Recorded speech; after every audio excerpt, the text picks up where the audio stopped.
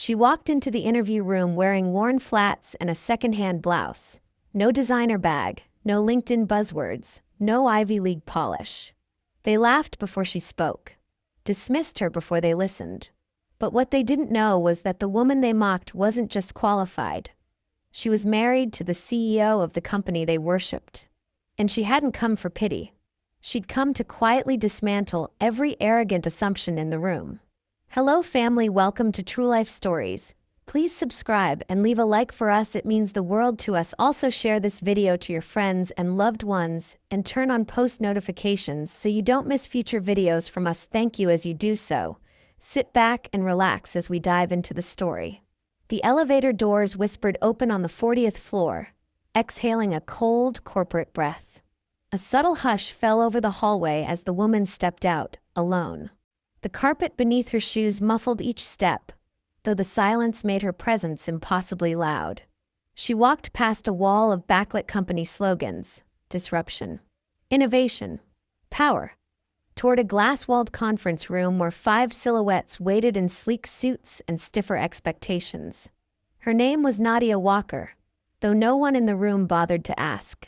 She wore a faded pink blouse tucked into slacks just slightly too long at the heel.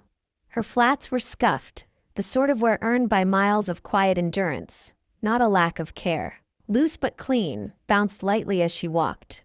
No designer purse swung at her side. No watch gleamed from her wrist. Just a plain manila folder pressed against her chest like a shield. The air shifted the moment she entered. From the corner, Diana Brooks, the HR director with a crimson blazer that screamed control, raised an arched brow. "She looks like she borrowed that outfit from a lost and found box," she muttered, not quietly enough. A flicker of amusement danced across the face of Greg Palmer, the senior executive lounging next to her. But it was Tyler Hensley, the youngest in the room, who delivered the next strike, sharp and swift. "We're interviewing candidates," he said with a smirk, "not collecting charity cases." Laughter flitted through the room like static electricity. Uncomfortable but accepted. Nadia didn't flinch. She simply offered a quiet good morning and stepped forward, her grip tightening slightly around the folder. The panel gave her the kind of glance one offers an unexpected delivery, unsure what it is or why it's here. The chair at the far end of the long mahogany table creaked gently as she pulled it out and sat down. Outside, the view stretched endlessly, mountains etched into a blue horizon, clouds drifting over Silicon Valley's glittering sprawl. Inside, the atmosphere was colder than the glass walls that held them in. The table gleamed with polish, surrounded by glowing screens and silently judging eyes. A portrait of technological dominance and wealth, and Nadia, with her thrift store clothes and bare wrists, looked like a misprint in a luxury brochure. She placed the folder on the table in front of her, centered it precisely, and looked up. Not with defiance, but with something stronger. Certainty. The kind that doesn't need to shout. They didn't know her. Not yet. They saw a woman who didn't belong. But Nadia Walker had walked into rooms colder than this one before. She had heard worse than muttered jabs and hollow laughter. She had weathered storms not born of stock prices and market shifts, but of real life, of struggle, of sweat, of building things brick by quiet brick. And she was here not to impress them. She was here because she had already outgrown them. The silence in the room clung to the walls like dust, polite, professional, and suffocating. Nadia sat upright, back barely touching the chair, her hands resting lightly on the folder. The panel faced her like a tribunal of royalty cloaked in tailored wool and calculated disdain. Diana Brooks, still the sharpest voice in the room, leaned forward with predatory grace. Her scarlet blazer didn't wrinkle. Her manicured nails tapped twice on the glossy surface of the table before she reached out for the folder Nadia had placed so carefully. She didn't open it. Instead, she slid it with 2 fingers across to Greg Palmer, who barely glanced at it before pushing it back toward her like something distasteful. "She printed this?" he scoffed, lips curling.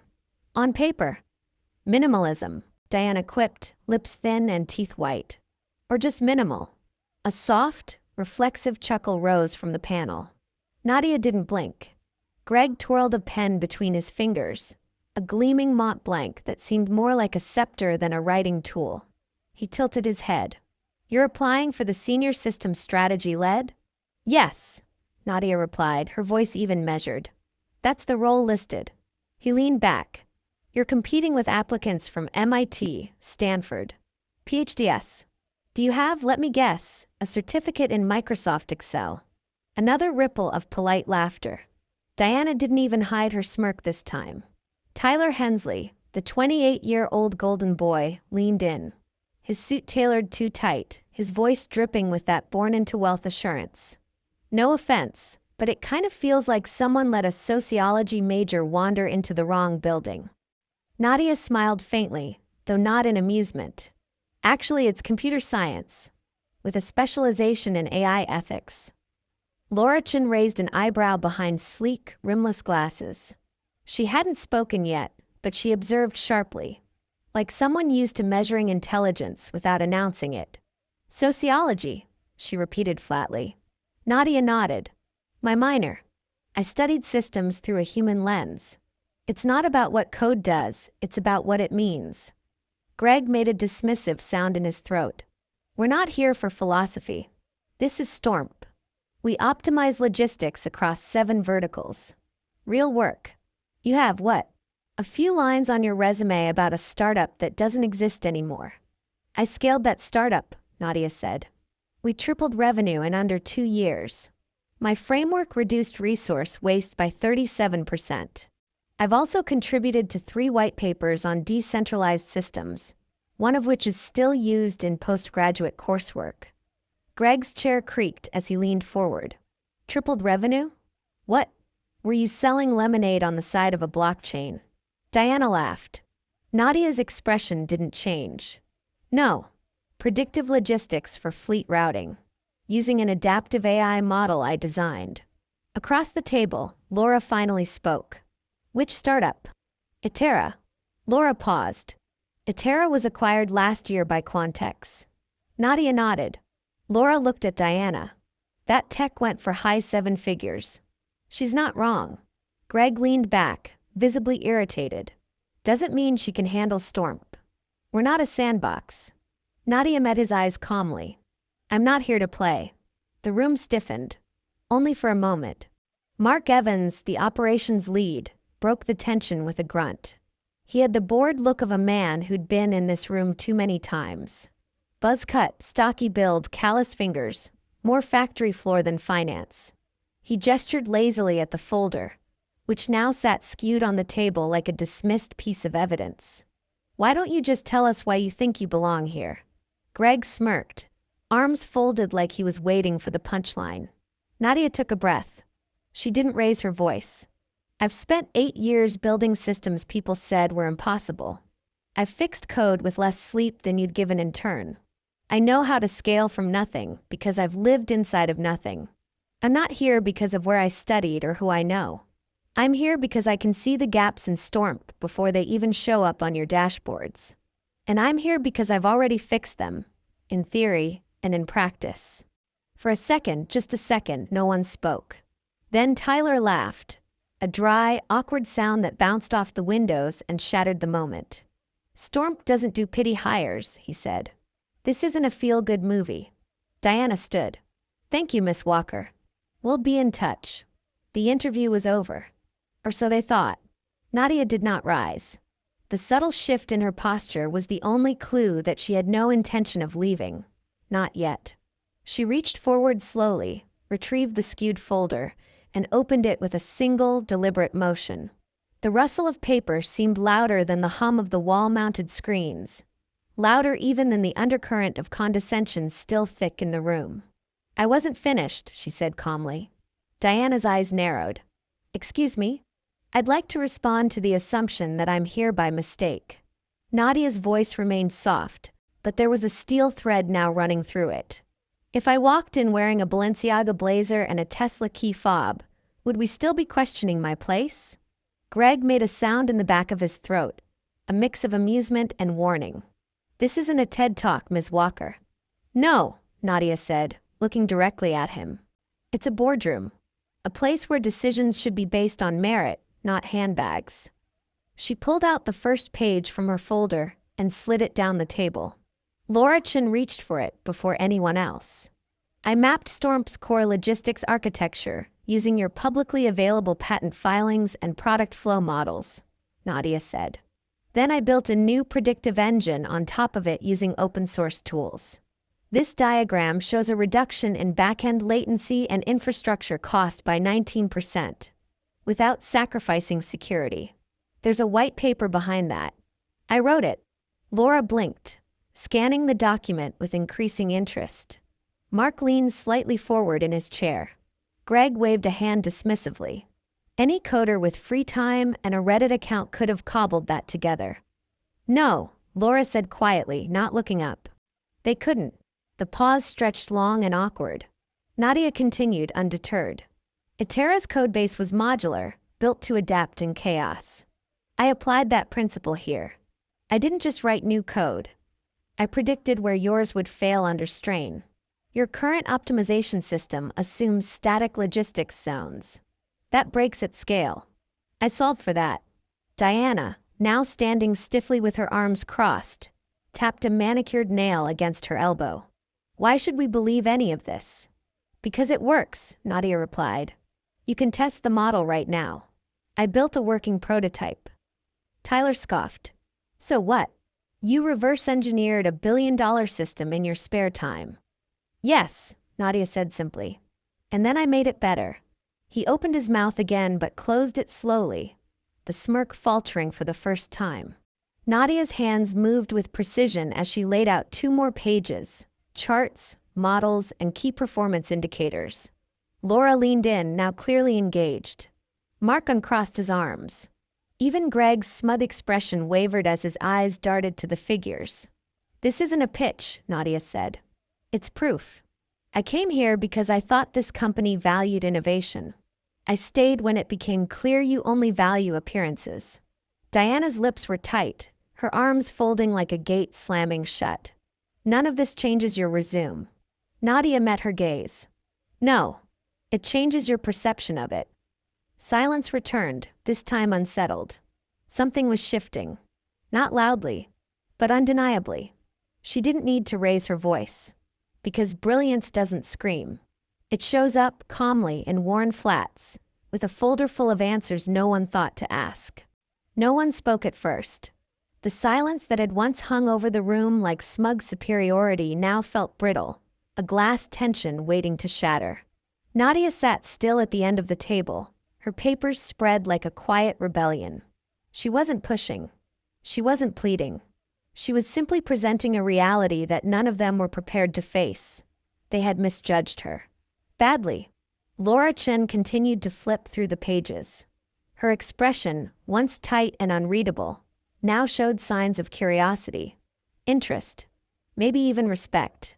Mark Evans gave a low grunt and leaned over to get a better look. Where did you say you ran this model? Nadia's eyes met his. On a sandboxed environment using a cloned subset of your old GitHub repository. The one your team forgot to make private. Greg sat up straighter, frown deepening. That's proprietary. No client data was used. Just architecture. It's all public domain now. Expired IP protection after your last audit. Nadia's gaze didn't waver. It's legal. Sloppy on your part, but legal. Greg's jaw clenched, his voice harder now. You think pointing out a weakness is a reason to hire you? No, she said calmly. But fixing it is. Laura placed the last page down. These diagrams, some of these bottlenecks have already shown up in our quarterly numbers. This is preemptive. That's what I do, Nadia replied. It was more than confidence. There was precision in her presence now, an edge that no longer fit into their earlier image of a desperate, underqualified nobody. Diana remained frozen, fingers tight on the back of her chair. This is all very clever, Ms. Walker. But clever isn't the same as credible. You've given us some charts and a good story. I've given you solutions, Nadia interrupted. Not sharply, but firmly. Storm prides itself on being forward-thinking. But you didn't even read my resume before you dismissed me. Diana's nostrils flared. Let me ask you something, Nadia continued, voice lower now, but no less steady. If I had walked in wearing Louboutin heels, quoting Elon Musk, and name-dropping Ivy League professors, would we be having a different conversation right now? Tyler's chair squeaked as he shifted. You're turning this into something it isn't. Am I? Nadia asked. Because this feels like more than skepticism. This feels like a performance. Yours. Greg narrowed his eyes. So what's your angle then? You came in here knowing you'd be underestimated. I came in here knowing I'd be tested, she said. I didn't expect the test to be whether I could tolerate being talked down to. Silence again. Only now the discomfort had shifted.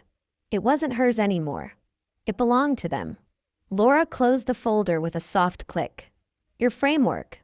Is it scalable to international infrastructure? Nadia nodded. With minor language module integration, yes. I've accounted for adaptive latency controls and region-specific compliance filters. Mark whistled low under his breath. For the first time, Nadia allowed herself to exhale. Not in relief, but in clarity. The tide was turning. Not in applause or awe, but in hesitation. In doubt. They weren't laughing anymore. They were listening. The door opened with a soft click. It wasn't dramatic. It didn't slam or creak or draw attention with any thunder. But somehow, in that precise moment, the shift in the air was unmistakable. Like a change in barometric pressure before a storm. All heads turned. The man who stepped inside didn't knock. He didn't announce himself. He didn't need to. He was tall, with a silver-threaded beard, sleeves rolled to the elbows of a perfectly tailored dress shirt. No tie. No badge. No introduction. But his presence carried weight. Authority hummed in the space between his silence and their attention. Diana straightened so quickly her chair rattled. Mr. Walker, sir, I. Nadia didn't turn to look. She was already smiling. Her husband had arrived. Andre Walker, founder and CEO of Stormp, regarded the room for a long, quiet moment. His gaze was unreadable, cool, clinical, but not unkind. Just observant. It moved from Greg's too tight jaw to Diana's flushed cheeks, to Tyler's frozen, almost confused face. Then to Nadia, seated with grace, her papers still spread like a battlefield that she had already won. I was told there was a final stage leadership interview happening here this morning, Andre said mildly. Diana's voice caught slightly. Yes, it's in progress, though we were just wrapping up. Doesn't look finished to me, Andre said. Then calmly. Mind if I sit in? Greg rose halfway, gesturing nervously. Of course, sir. Please take my seat. Andre walked past him without looking, choosing instead the empty chair beside Nadia. She didn't reach for him. He didn't offer her a reassuring pat or theatrical nod. Just a shared glance, so brief it barely flickered. And a shared understanding. Laura's eyes flicked between them. It was Tyler who broke the silence. You're married? He said, incredulous. To her. Nadia looked at him. Is that a problem? Tyler opened his mouth again, then shut it slowly, unsure where to land. Greg stepped in, stiffly professional. Sir, if we had known, if this candidate had disclosed. She didn't need to disclose anything, Andre said, his voice soft but final. She's earned every qualification in that folder without using my name once. He looked at Diana. You read her resume, right? Diana's mouth opened, but nothing came out. Her work with Atera? The proprietary routing framework? The AI logistics engine that quietly shaved millions off global shipping inefficiencies in under 2 years. His voice wasn't loud, but it pressed on their chests like gravity. You saw all of that? Silence. Laura glanced down. Greg looked away. Tyler was visibly sweating. Mark let out a single, quiet chuckle. Like he'd just realized what play they'd fumbled and how badly. She reverse-engineered your own system, Andre continued, and offered you a better one. In this room. Without a whiteboard or a laptop. From memory. Still no answer. I built this company from the ground up, Andre said, his voice now cutting with precision. But she's the reason I didn't burn out doing it. For every sleepless night I spent managing investors and launch deadlines, she was next to me, debugging until sunrise. Half of Stormp's early architecture is based on the logic trees we sketched on pizza boxes in our apartment. He turned to Nadia now, and for the first time, there was warmth in his tone. I told myself I wouldn't get involved, that I'd let you go through the process like everyone else. Nadia smiled faintly. I appreciate the effort. But I couldn't stay out there, he admitted, after I saw the interview feed. The room collectively stilled. Feed? Diana echoed. There's a reason every interview room has security footage, Andre replied. Sometimes we review high-level hires. I watched for 5 minutes and decided that was long enough. Diana's face paled. Tyler looked like he might actually be sick. Andre stood.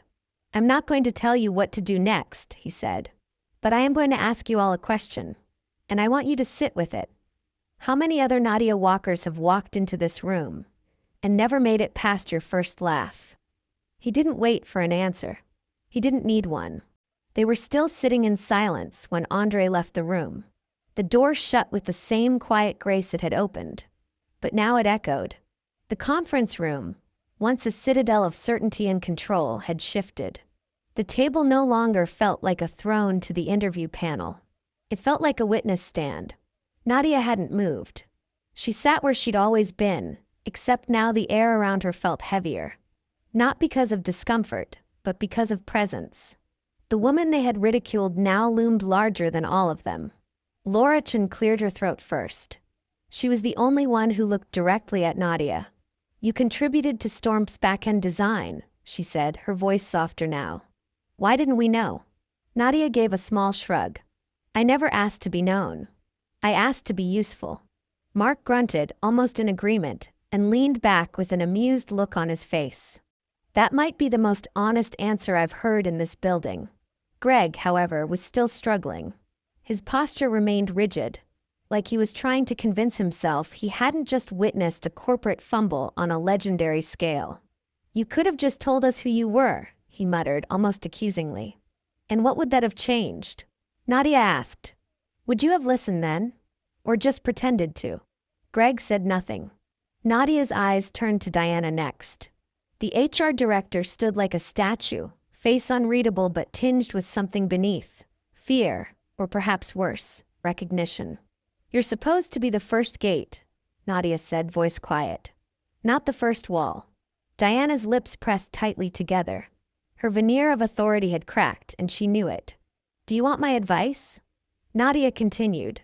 When a candidate walks in with a different look, a different tone, a different resume, don't lower your expectations. Widen them. No one interrupted. I've watched this company grow from a 2-man apartment experiment into a global tech force. I've lived it. I've shaped it. And I've stayed out of the spotlight because I never wanted my proximity to Andre to be a shortcut.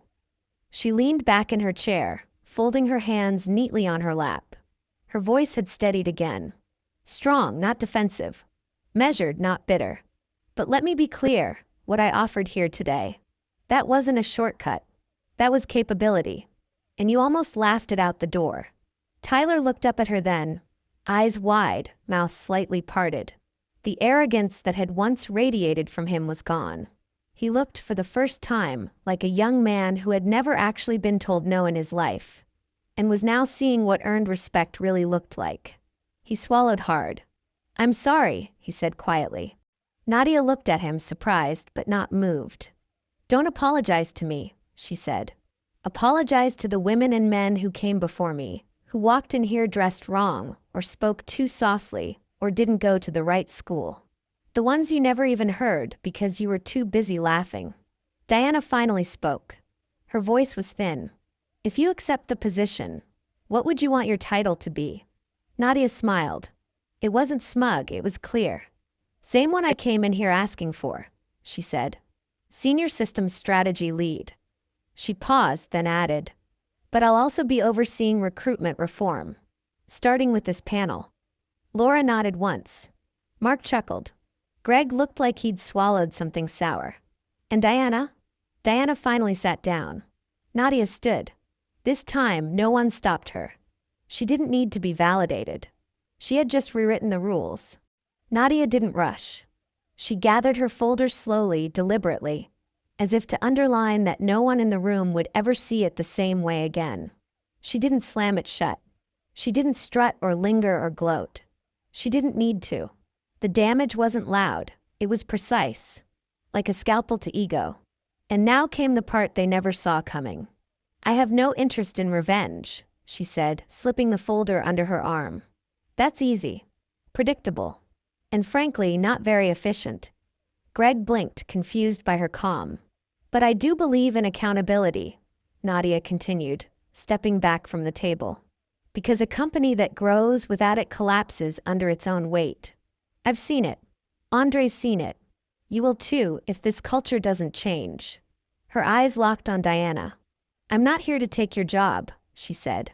"But someone will if you don't start doing it better." Diana looked like she wanted to speak, but there were no words that would carry any weight now.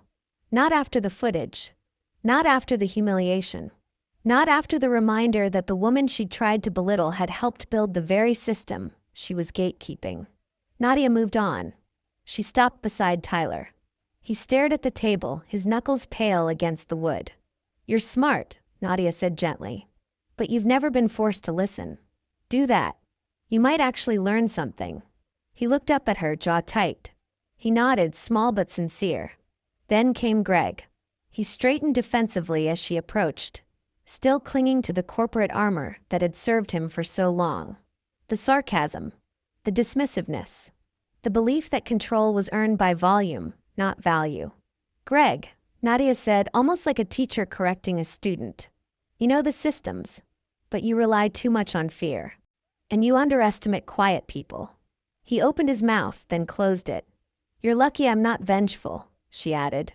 "Because in a different version of this story, you'd be walking out with a box right now." She didn't wait for a response. Her final words were for the room. "I'm not here to show you who I am anymore. That part's done. What matters now is what you do next." She stepped toward the glass doors. "And whether or not the next woman who walks through that door wearing flats gets heard before she's judged." The silence that followed wasn't empty. It was loaded. It held regret, reflection, shame, and something else Nadia didn't stop to name. Maybe respect, maybe fear. Maybe both. The elevator doors opened, and she stepped inside. As they closed, Nadia didn't look back. Stormp's lobby gleamed as Nadia stepped onto the marble floor, her flats tapping gently with each step.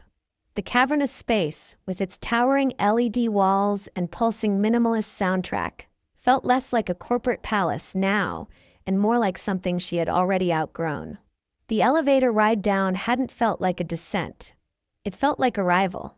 Outside, the morning sun poured through the glass facade, illuminating the manicured courtyard where executives often pretended to take important calls. Nadia paused for a breath. Not because she was exhausted, but because peace, when earned, always comes quietly. A familiar voice joined her. "You made a bigger impact than I ever could have with an announcement," Andre said, stepping beside her. His voice held a softness it never showed in boardrooms. I saw Diana's face as the elevator closed. "That room won't forget what happened today." Nadia smiled. "They'll remember because it bruised their pride, not because it opened their minds." Andre shook his head. "You don't know that." "I do," she said. "But bruises can become scars. And scars remember lessons." They walked together in silence for a few moments, passing the reflection pool, where Stormp's mission statement scrolled across the water in digital ripples. Power through precision. Progress through vision. Nadia stopped. "I'm taking the role."